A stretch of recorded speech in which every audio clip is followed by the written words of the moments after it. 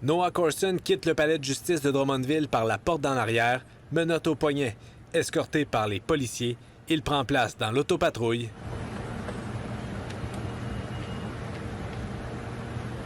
Puis, direction prison Talbot à Sherbrooke. Quelques heures plus tôt, le juge Paul Donegan le condamnait à une détention de 2 ans moins un jour pour des gestes commis en 2016 alors qu'il évoluait pour les Voltigeurs de Drummondville. Corson et 2 complices ont participé à un viol collectif sur une adolescente qui était âgée à l'époque de 15 ans.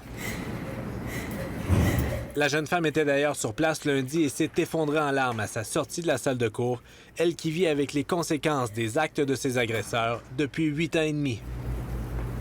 Pour justifier sa décision, le tribunal dit prendre en compte les constats ou les perceptions de l'auteur du rapport présententiel que le milieu d'appartenance de l'accusé étant celui du hockey, la culture interne y étant reliée pourrait avoir teinté sa pensée où la popularité et le succès peuvent avoir laissé place à un relatif sentiment d'impunité et à une certaine objectivation de la femme. Je pense qu'il y a eu quand même beaucoup d'efforts de sensibilisation de la part de la Ligue de hockey junior majeur du Québec là, face aux joueurs dans leurs équipes.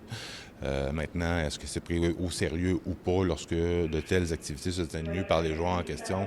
On ne peut pas le savoir, mais chose certaine, c'est que quand on voit le sort qui est réservé à ceux qui outrepassent la limite, je pense que c'est de nature à dissuader les jeunes d'être trop téméraires là, dans leurs expériences sexuelles.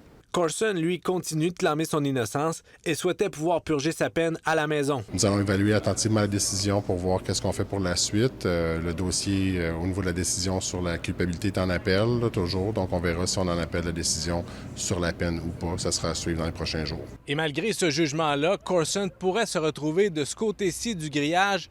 Au cours de la semaine, son avocat va déposer une requête pour qu'il recouvre sa liberté en attendant que l'appel du verdict soit entendu. Les dossiers sont en état. On est en attente d'une date de la Cour d'appel pour les représentations. La victime devra donc encore attendre avant de pouvoir en finir avec le processus judiciaire.